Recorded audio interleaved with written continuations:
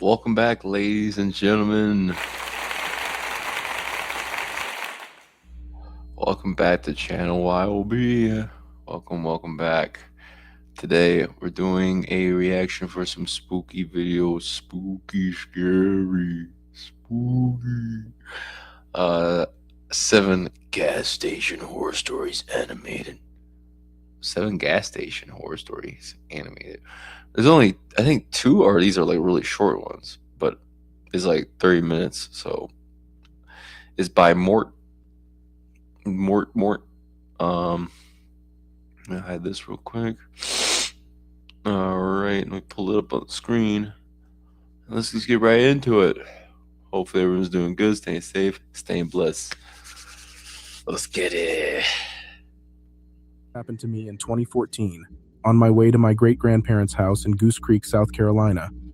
We had left in the late morning around 11 a.m. to try and get there before dinner. Our whole reason behind going was for a cruise vacation my great-grandmother had paid for. It was going to be me, my mother, my father, my aunt, my other aunt, my great-grandfather, and my great-grandmother.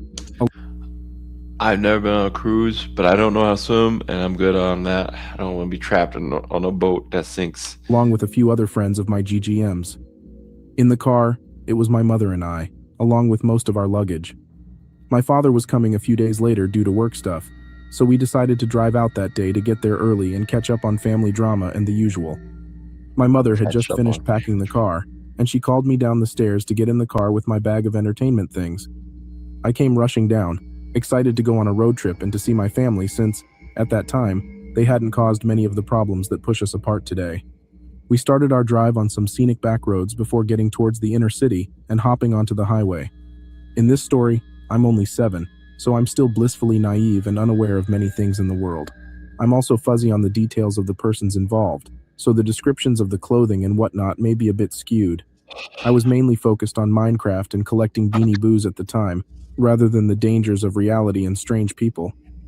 After about 2 hours of us being on the road, I told my mom I needed the bathroom. I had drunk about 2 water bottles and my bladder was complaining.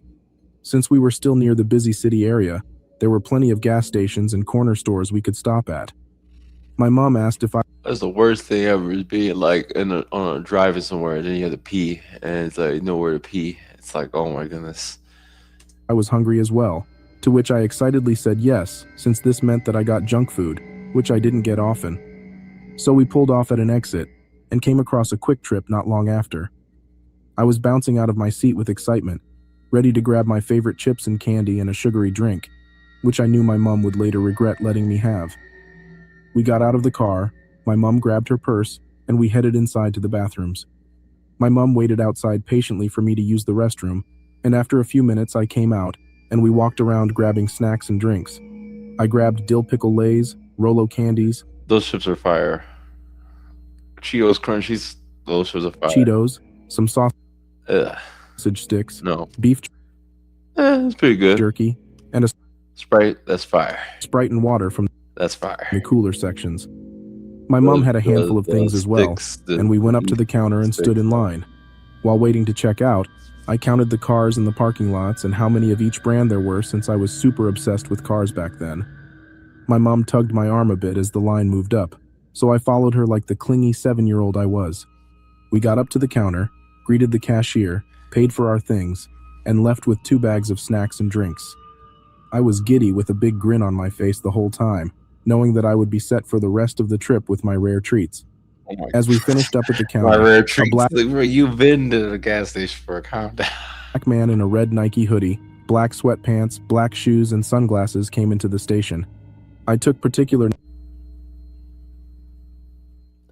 notice of him because of the fact he was wearing sunglasses indoors. He walked casually up to the counter with a warm smile on his face and rested his arms on the counter. My mom noticed him as well and gave him the short, hey smile that you give strangers when you don't want to start a conversation. He didn't notice and looked over at the cashier. This is when things went south. Real quick.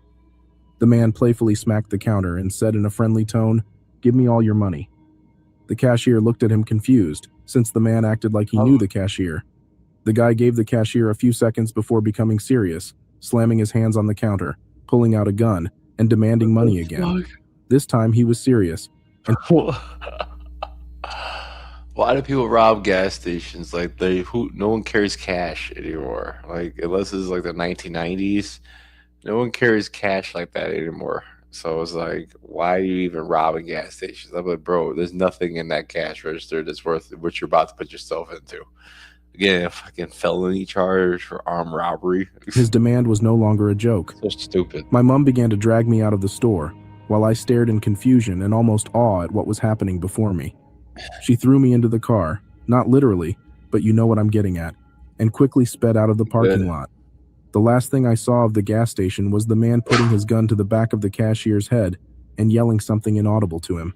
It's been 7 years now since this incident, and gas stations still give me a nervous, angsty vibe.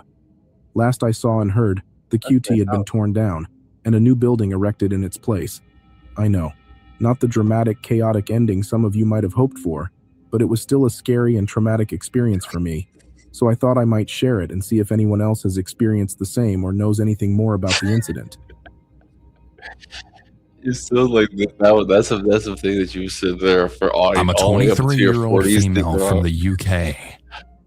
When I was 18, I lived very close to a Starbucks coffee shop. It was only about 15 minutes away on foot. During this time, I had pretty bad anxiety issues due to trauma, and part of my therapy treatment was to go out for walks on my own when it was a little dark outside. I wouldn't put myself in dangerous situations or do anything stupid, but I had to get over my irrational fear of being alone outside at night. It's important to note that the story takes place when it was about 9 p.m. in the late summer months. I can't really remember if it was July or August, but it was right around that time. I guess around the time it is now. It didn't get dark until about 10:30 to 11 p.m. Anyway, the Starbucks closed at 8 p.m., and right behind it where the car park was, there was a small hotel and a gas station next to it. There was also a gas station across the street which sort of rivaled the other one. This is relevant to the story. I don't want to name the hotel or gas. Real quick, the last one, I didn't really like the last one. The last one was kind of like, that's it. Stations for privacy reasons, just in case someone could sleuth and figure out where this took place. I was out for a walk, and I wanted to challenge myself to stay out until at least 9:30 p.m. Then I'd walk home. I don't have a lot of mobile data on my phone, but the Starbucks provided free Wi-Fi, even when closed. So I ended up in one of the seating areas outside so that I could scroll through social media on my phone, and it made me feel calmer, since I felt apprehensive about being out at night on my own. I sat there for a while, just minding my own business. Now, the car park was deserted. You just want to hang outside in the street alone at night? Hey, when I was young, I used to be the same way. The gas station was close by and obviously had cars pulling in and out, but the customers over there couldn't see me because of the layout of everything around me. I was on my phone when suddenly I heard a loud shouting coming from the hotel.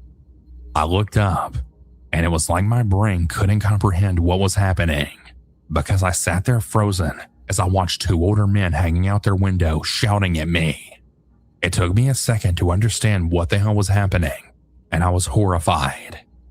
They were screaming at me, trying to get my attention, saying things like, "Hey, why don't you come over here, baby?" Like I said. Oh my god. I don't know, that writing is a little bad. Hey, why don't you come over here, baby? One more time. "Hey, why don't you come over here, baby?" Hey, why don't you come over here, baby?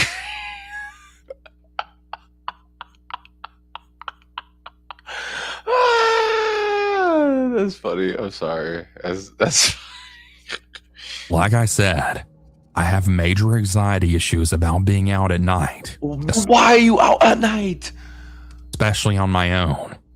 And I was really trying to resolve those issues. But, okay, what? I was so scared that I immediately grabbed my rucksack and got up, not even tucking the chair back into the table that I'd sat at. And I started speed walking out of the car park towards the gas station. One of the men disappeared, and the other screamed at me. You need to come up to our room. After hearing this, my heart was pounding. I immediately called a family member, and I was almost crying from fear. I was only 18 years old. Yes, I was considered an adult in my country, but I still felt like a dumb teenager in a lot of ways. You look pretty old. As a female, being accosted by these men who were insulting me and then demanding I come up to their room, well, I just knew they clearly had very bad intentions. I didn't go into the gas station because I felt unsafe, and I decided to cross the street to the other side and then go into the station over there instead. This was because my mom actually worked there, and I felt much safer going to her, where I knew she and her colleagues could protect me. The relative I was on the phone with told me to call the police, but I was way too afraid to hang up the phone, and I begged her to stay on the line with me. She agreed and tried to calm me down, telling me to go across the street. When I was crossing, I looked behind me, and the men were now following me. I couldn't believe what was happening.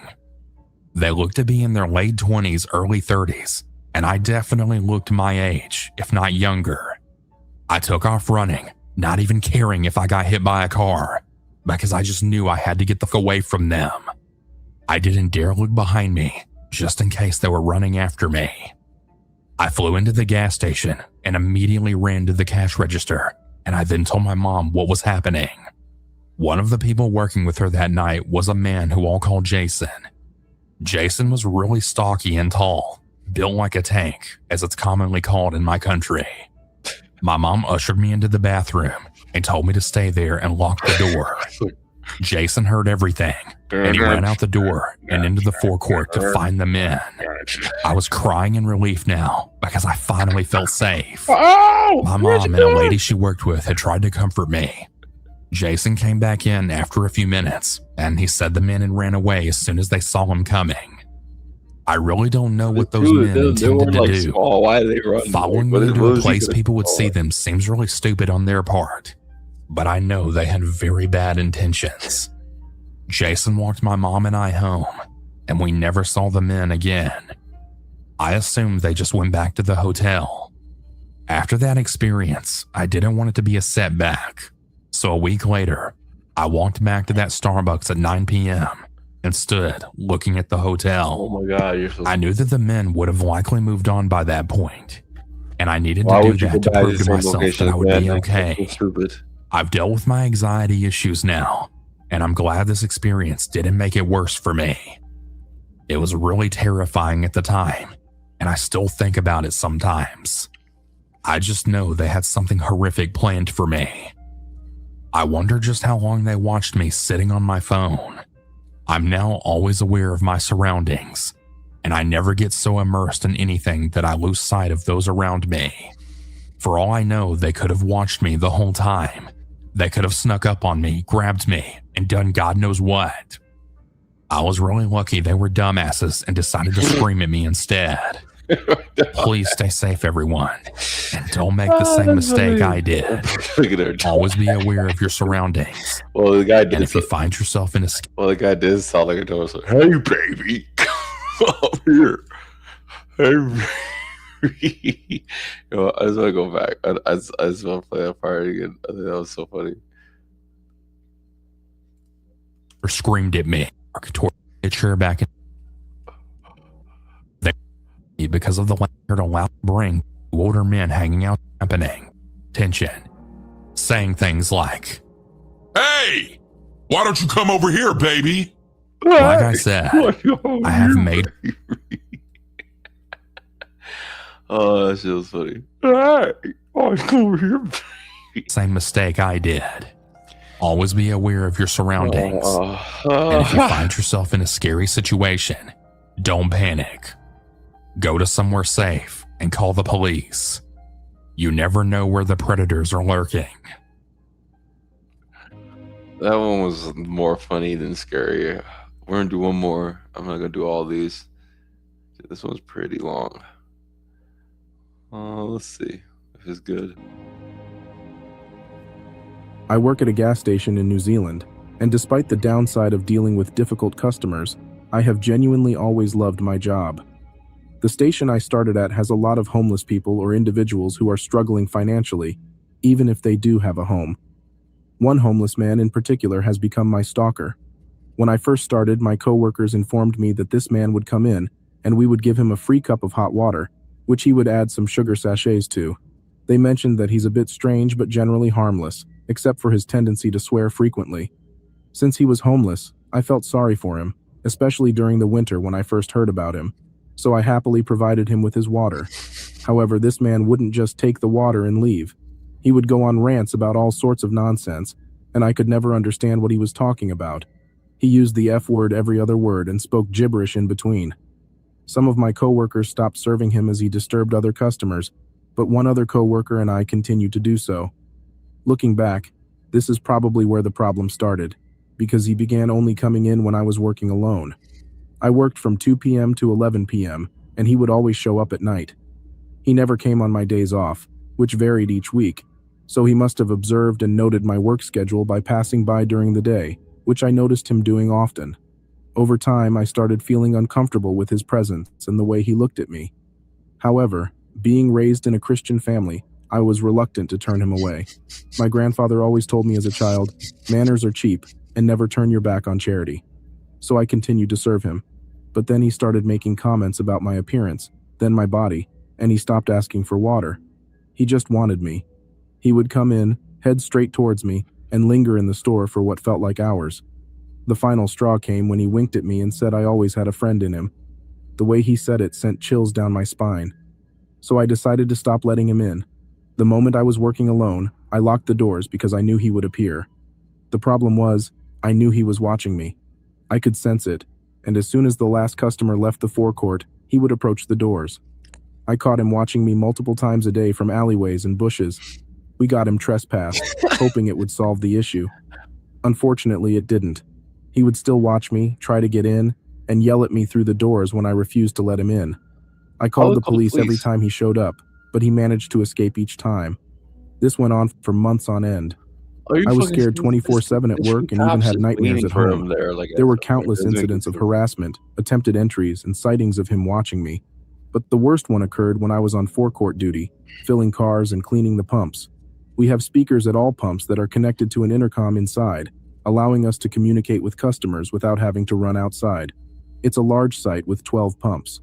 While I was outside, I heard my coworker call me inside through the speakers, her voice filled with panic. Since it was daytime, my initial thought was that a customer was causing trouble. I quickly went inside and immediately heard the doors lock behind me. "Look over there by the bushes," she said with wide eyes. I turned to look, and there he was, peering in. What are you, Spider-Man? What the fuck is What are you, Spider-Man? What are you doing? Spider-Man, Spider-Man, Spider-Man. What? He had one foot lunged forward, as if he was ready to run and attack the moment the doors opened. My heart sank, and I called the police, who arrived remarkably quickly. God. They were already there as I hung up the phone. The officer taking my statement informed me that he would be charged with criminal harassment. Bro, what's going on with your hat right here? Why are you wearing it? Okay. And a restraining order was in place. However, legally they had to issue a warning before he could be arrested, and he was released the same night. But enough was enough. I couldn't handle it anymore. I was constantly terrified. It wasn't a matter of if he would return, but when. The very next day, I handed in my 2 weeks. It wasn't a matter of if he would return, but when. Why are those things appearing? The very next day, I handed in my 2 weeks' notice. Management didn't want to lose me and offered me a transfer to a site far away where he would never find me, or so we thought. I accepted the transfer, and the new site was great. All the staff were instructed not to disclose my new location to anyone, including the regular customers. They were told to say that I no longer worked for the company. For about 3 months, everything was peaceful. There was no sign of my stalker, and I felt safe. I no longer had to constantly look over my shoulder. However, the relief didn't last long.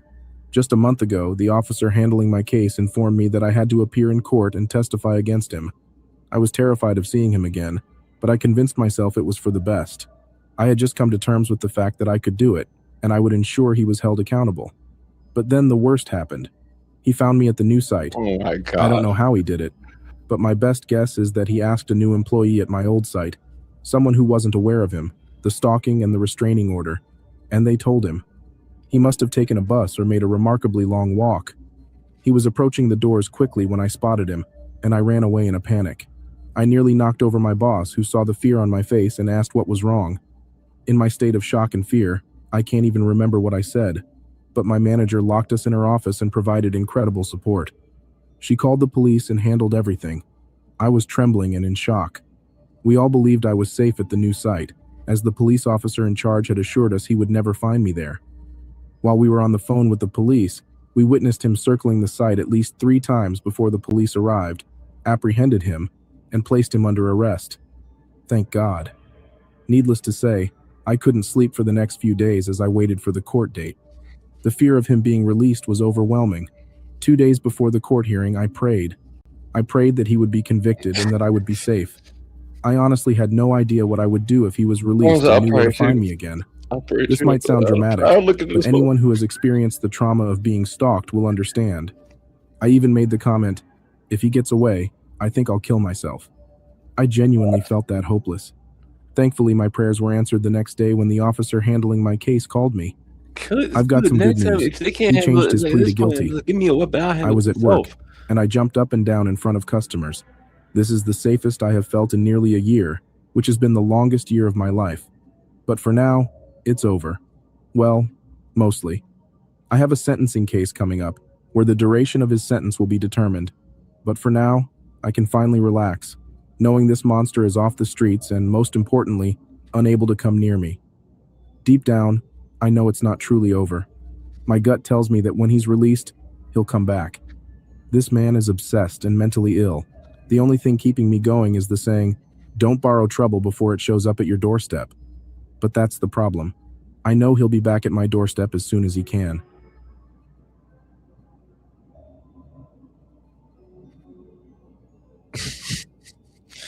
That one was kind of ridiculous.